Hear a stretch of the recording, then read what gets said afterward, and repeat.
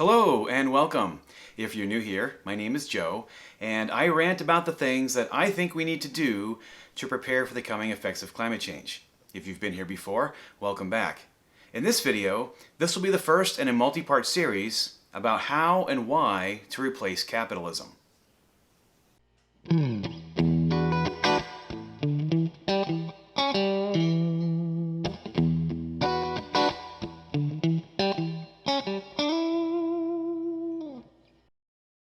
So I'm just going to jump right in and go through some definitions just to lay the groundwork for what I'm talking about here. So first, let's just visit the definition of what capitalism is. It's an economic system based on the private ownership of the means of production and their operation for profit. Essential characteristics of capitalism include capital accumulation, competitive markets, a price system, private property and the recognition of property rights, voluntary exchange, and wage labor. All right, so the two critical things here are private ownership of the means of production, so a few people own all the factories, and their operation for profit. So the number one goal in running these factories is to make money from the rest of us. So that is the system we currently have. Let's take a look at the definition of socialism. This word is thought to be scary by some. I'm starting to see some things, whether it be commercials or social media or politicians, warning about socialism. But let's just take a look at what it actually is. A political, social, and economic philosophy characterized by social ownership of the means of production. So instead of a few people owning all the factories, everybody owns all the factories. Social ownership can be public, meaning everybody owns it, actually. Collective, so a group, or most people do. A cooperative, meaning not only does everybody or most people own the factories, but they also run them. Or of equity, meaning that these factories or the means of production are done so for profit, which is then shared back to everybody who owns the factory, or shared back with the public. The types of socialism vary based on the roles of markets and planning in resource allocation and on the management structure of organizations. Now, it's this management structure part where things have gotten scary in the past with regards to socialism as a political philosophy.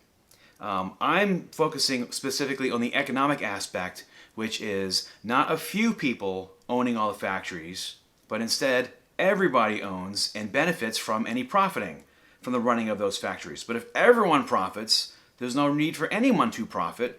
But anyway, getting back to this management structure, this refers to who has power.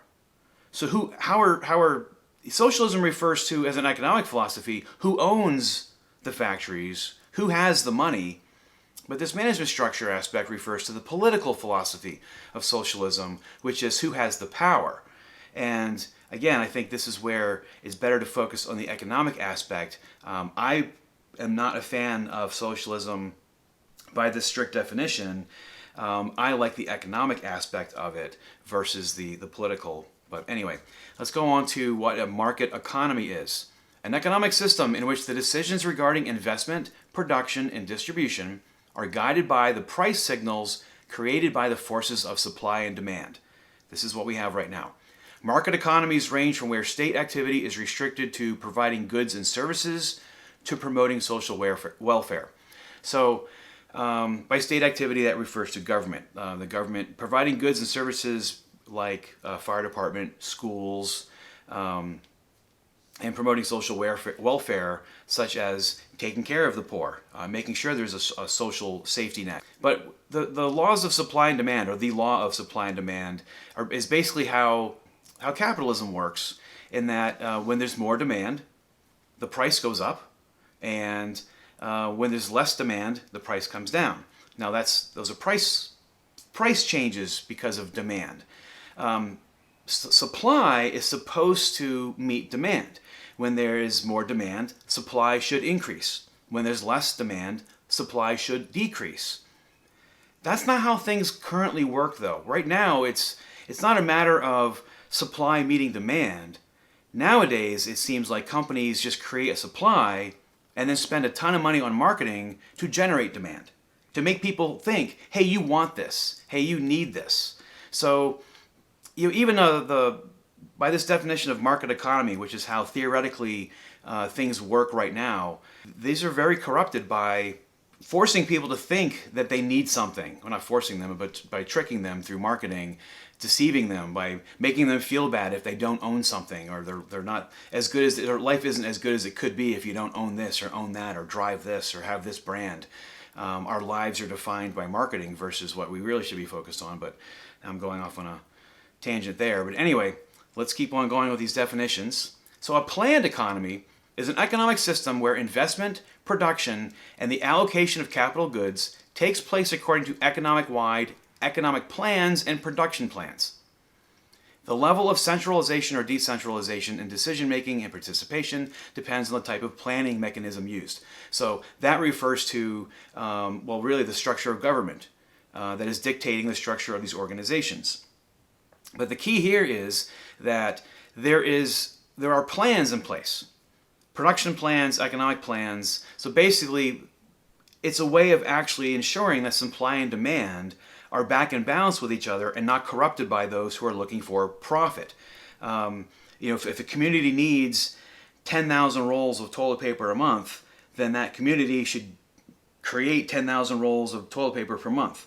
The production shouldn't be more than that, and it definitely shouldn't be less than that. It should keep things in balance. So if you plan things out versus just being, it's right now it's just this cutthroat game of which brand can step on top of another brand.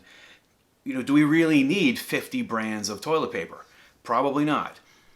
All right, let's move on to now what the definition of democracy is, because this is what people get worked up about when it comes to thinking about a change away from capitalism. Capitalism is an economic system. A democracy is a political system. There's actually two definitions of democracy.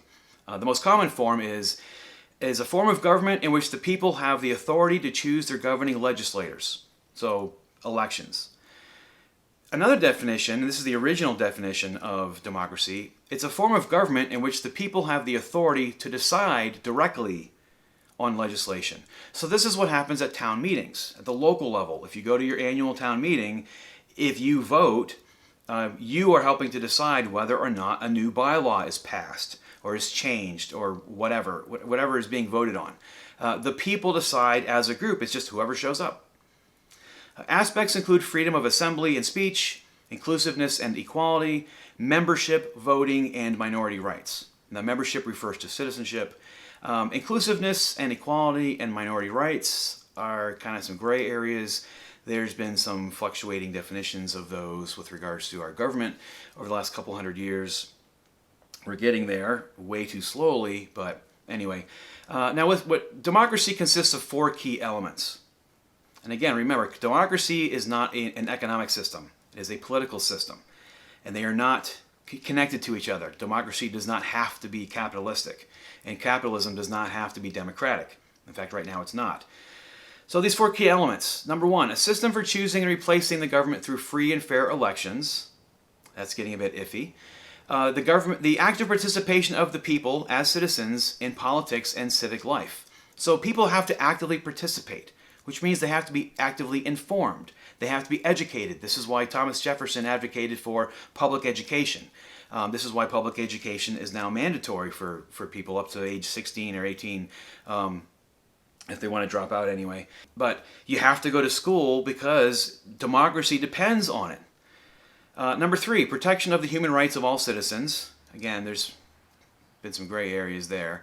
Laws that apply equally to all citizens. And again, same thing. This is not really a fair system we have. It really comes down to how many attorneys you can afford right now. So the rich get away with whatever, the poor do not.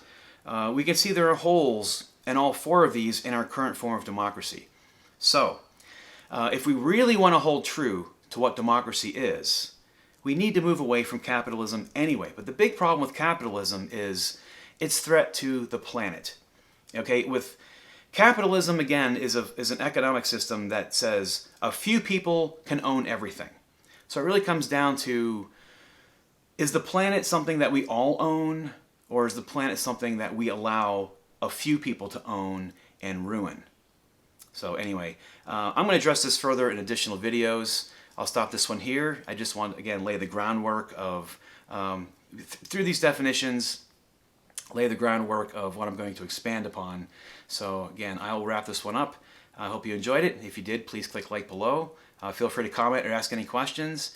And please do subscribe. I'll see you next time.